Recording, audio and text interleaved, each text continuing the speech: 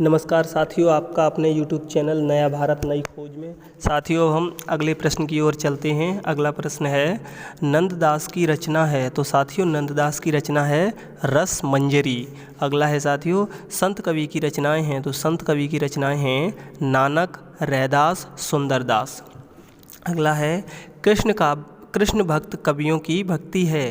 तो कृष्ण भक्त कवियों की भक्ति कौन कौन सी है साथियों? तो वह है प्रेम लक्षणा भक्ति, दास भाव की भक्ति। ठीक है। अगला है, सूरदास का जीवन काल है। तो सूरदास का जीवन काल है 1478 से 1583 में, इसके बीच में माना जाता है। अगला है साथियों, सूफी कवि हैं। तो सूफी कवि हैं जैसी, मुल्ला दाऊद और कुतुबन। ठीक है, ये 3 सूफी कवि हैं। अगला है साथियों, चंदायन के रचयिता हैं। तो चंदायन के रचयिता हैं मुल्ला दाऊद, जो कि ये सूफी कवि हैं। सूफी काव्यधारा के प्रवर्तक कवि हैं। तो वह है मुल्ला दाऊद।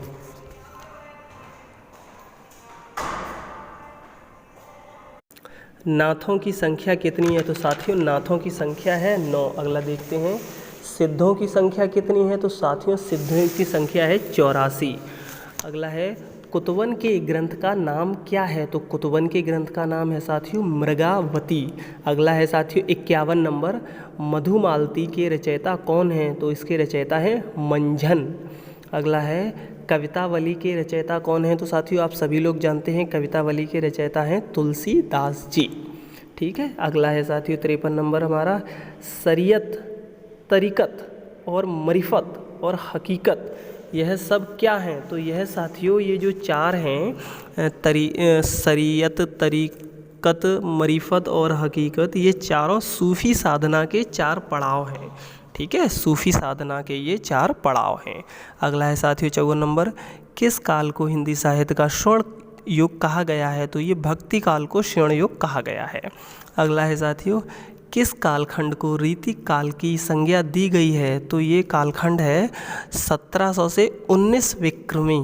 ठीक है, 1700 से 1900 विक्रमी को रीति काल की संज्ञा दी गई है साथियों। अगला है हमारा 56 नंबर, रीति काल का दूसरा नाम क्या है? तो रीति काल का साथियों दूसरा नाम है श्रृंगार काल, उत्तर मध्य काल और अलंकृत काल। ठीक है, ये जो काल हैं ये रीति काल को, इनको दूसरे नाम से भी जाना जाता है। अगला है, रीति काल काव्य को कितने वर्गों में विभक्त किया गया है? तो ये 3 वर्गों में विभक्त किया गया, जैसा कि हमने ऊपर पढ़ा है। कौन कौन से? श्रृंगार काल, उत्तर मध्य काल और अलंकृत काल को।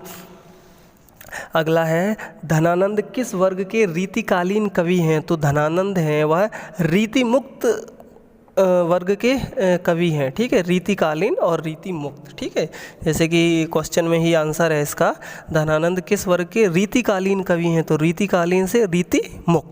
ठीक है, तो इसी में आपको मिल जाएगा, ज़्यादा परेशान होने की कोई ज़रूरत नहीं पड़ेगी। अगला है, सुजान का संबंध किस कवि से है? तो सुजान का संबंध है धनानंद से। ठीक है। अगला है 60 नंबर, रीति काल में वीर रस की कविता करने वाले कवि कौन हैं? तो ये हैं साथियों भूषण, इनका नाम है भूषण। अगला है, रीति काल का कौन सा कवि अपने प्राकृतिक चित्रण के लिए विख्यात है? तो साथियों ये है, इनका नाम है सेनापति, जो कि अपने प्राकृतिक चित्रण के लिए विख्यात हैं और उनकी प्राकृतिक से जुड़े हुए बहुत से सुंदर सुंदर चित्र हैं। अगला है साथियों 62 नंबर, बिहारी के ग्रंथ का नाम क्या? बिहारी के ग्रंथ का नाम क्या है? तो वह है साथियों सतसाई। ठीक है, सतसाई। अगला है, आधुनिक काल का गद्य काल नाम शुक्ला जी ने क्यों रखा? तो आधुनिक इसका नाम इसलिए रखा क्योंकि इसमें आधुनिक युग में गद्य रचनाओं की प्रधानता के कारण। ठीक है, आधुनिक काल का गद्य काल नाम शुक्ला जी ने इसलिए रखा क्योंकि इसमें आधुनिक युग के गद्य काल की रचनाएं अधिक हुई थी, इसलिए इन्होंने इसका नाम आधुनिक काल रखा। ठीक है। अगला है साथियों, आधुनिक काल का प्रारंभ शुक्ला जी के अनुसार माना जाता है। तो वह माना जाता है 1900 विक्रमी को। ठीक है, 1900 विक्रमी से माना जाता है आधुनिक काल का।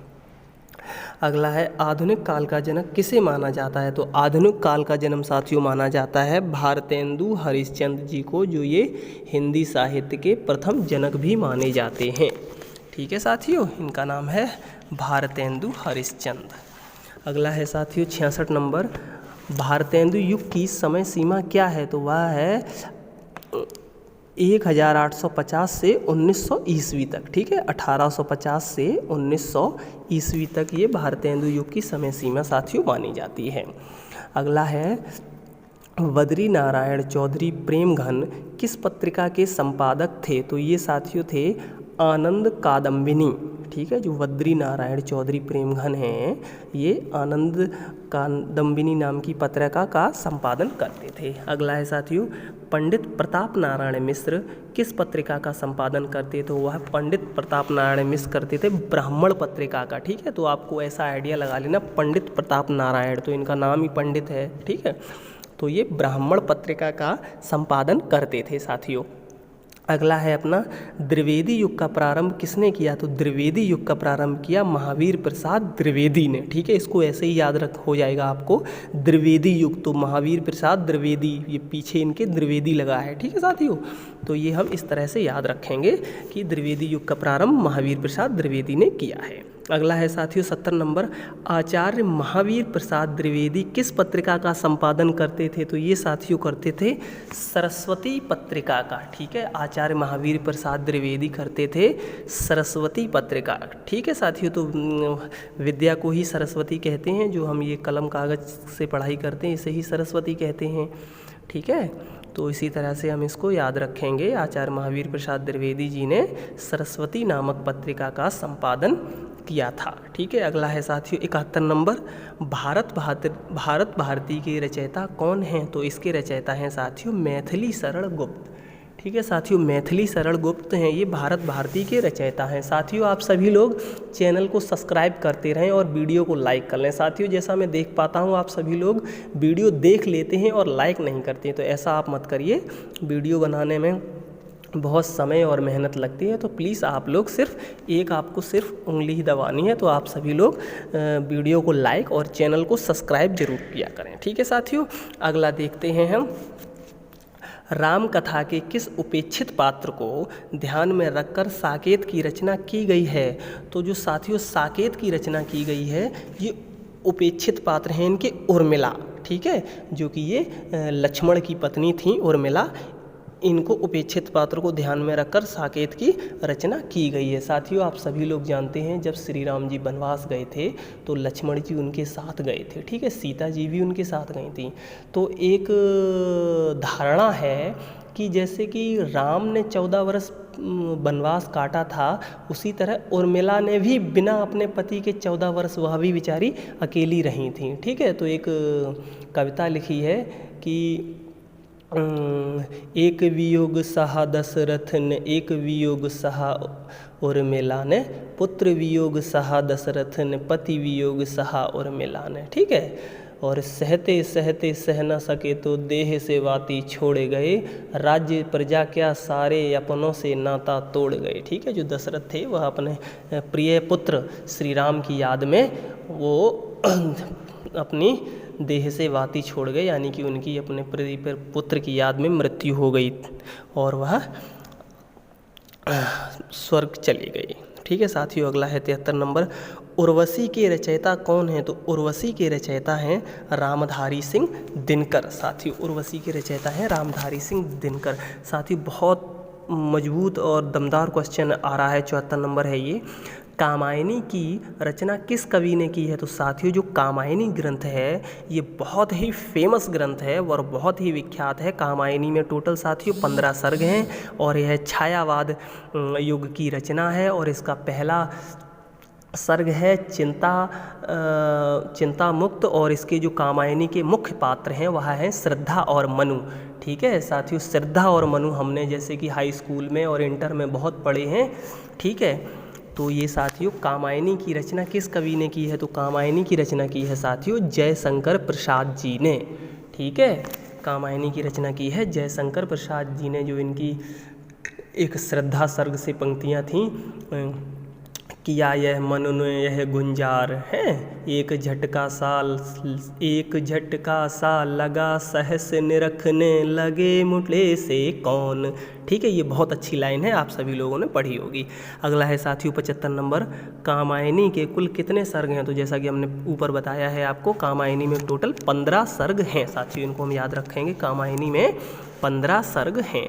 अगला है कात्यायनी किस युग की प्रतिनिधि रचना है, तो यह छायावाद युग की प्रतिनिधि रचना है।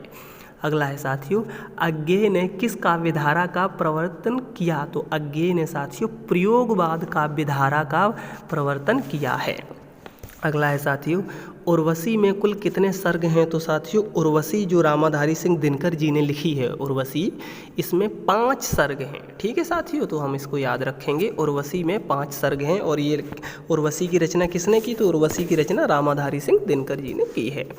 अगला है साथियों पल्लव, पल्लव किस कवि की रचना है, तो पल्लव जो रचना है वह पंत जी की है। ठीक है, ये साथियों ये लास्ट क्वेश्चन है 80 नंबर। कुकुरमुत्ता के रचयिता कवि कौन है, तो जो कुकुरमुत्ता के रचयिता कवि हैं वह साथियों निराला है। ठीक है साथियों, आप सभी लोग चैनल को सब्सक्राइब और वीडियो को लाइक करते हैं और आप लोग मन लगा के तैयारी करें। अगला पेपर हमारा हिंदी का है, तो आप सभी लोग अच्छे से पढ़ाई करें। साथियों जय हिंद जय भारत।